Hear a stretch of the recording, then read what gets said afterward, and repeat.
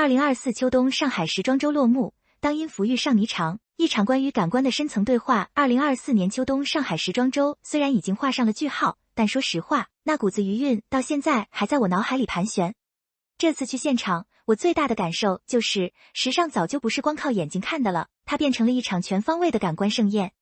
特别是这次主办方和各大品牌，居然把音乐这个元素玩到了极致，不再是秀场背景里若有若无的伴奏，而是直接成为了叙事的主角之一。这次时装周通过新中式、新环保、新运动这三大主题场景，把音乐和时尚狠狠地绑在了一起。这不仅仅是放几首歌那么简单，而是在构建一种沉浸式的消费体验。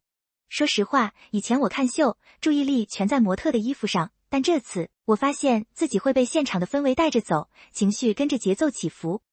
这种变化其实标志着时尚行业正在从单纯的视觉展示向情感共鸣转型。今天我就想跟大家好好聊聊这次时装周里音乐和时尚到底是怎么搞对象的，以及这背后那些值得我们深思的门道。新中式，东方美学与音乐的意境共生，不仅仅是复古。首先咱们得聊聊这次最火的新中式。说实话，这几年新中式这个词都被说烂了，但这次上海时装周给我的感觉是，它终于找到了自己的灵魂。以前的新中式可能更多是在盘扣、立领这些视觉元素上做文章，但这次品牌们开始懂得用耳朵去穿衣服了。新中式风格的核心是以本土文化为根基，用现代设计语言去重构传统。而音乐在这里承担了一个特别妙的角色，文化转译。什么意思呢？就是把你那些可能觉得有点距离感的传统文化，通过音乐翻译成现代人能听懂、能共情的语言。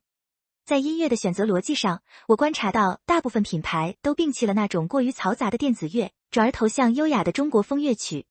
你走进展厅，听到的可能是古筝的刮奏，或者是琵琶的轮指，但妙就妙在，这些传统乐器并没有被孤立使用，而是融合了现代电子元素。这种现代国风音乐，旋律里透着东方哲学那种含蓄、留白的美感。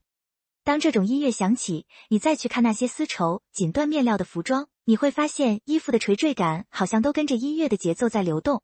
这种感官上的呼应真的非常高级。举个让我印象特别深的例子， Low Fame 的秀场。他们这次的主题是摩登上海三部曲，现场用的不是那种刻板的古风音乐，而是复古爵士乐。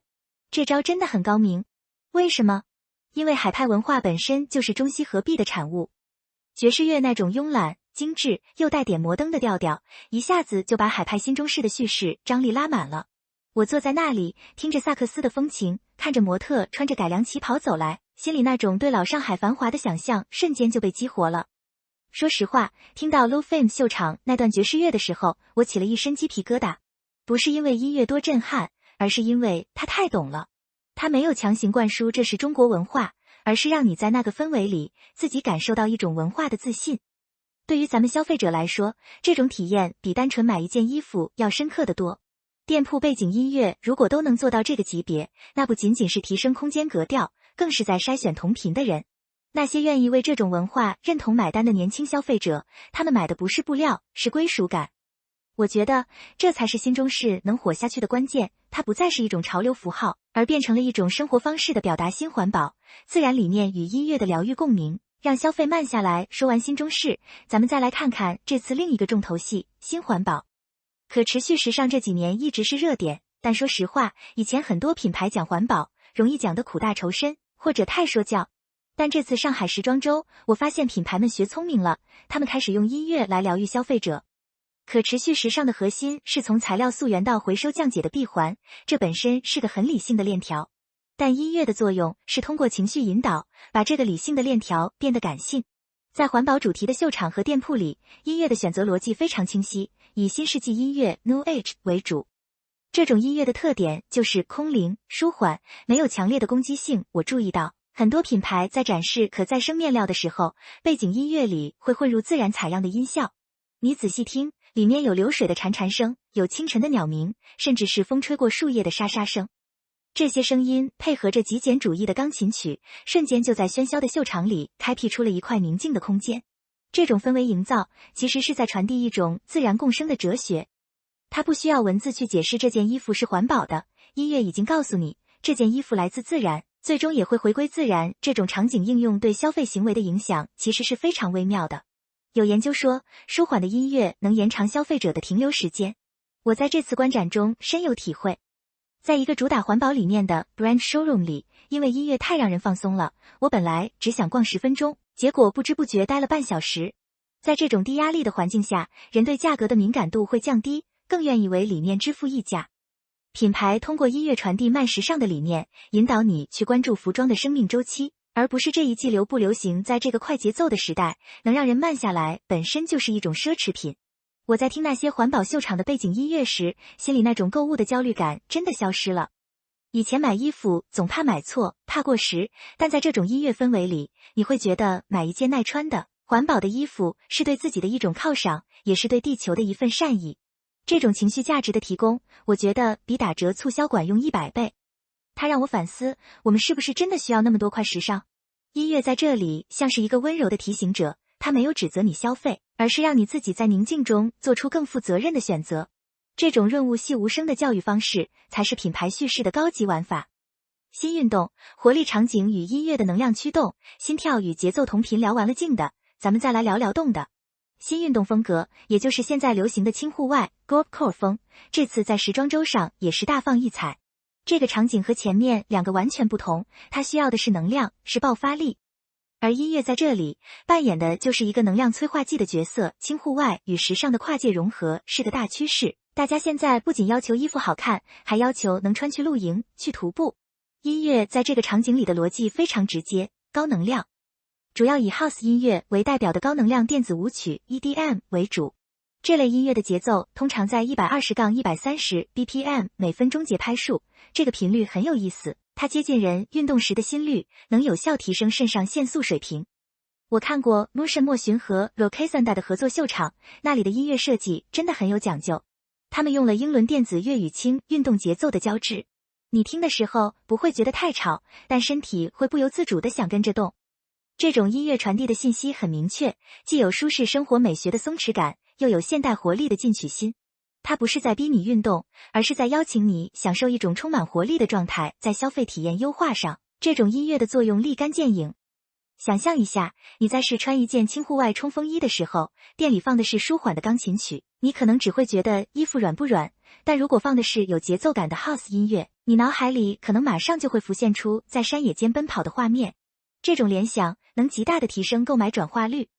音乐增强了试衣间的互动性，让消费者在试穿时就已经在心理上预演了使用场景。说实话，我平时是个挺懒的人，不太爱运动，但在那个秀场里，听着那个节奏，我居然有一种想立刻换上装备去跑步的冲动。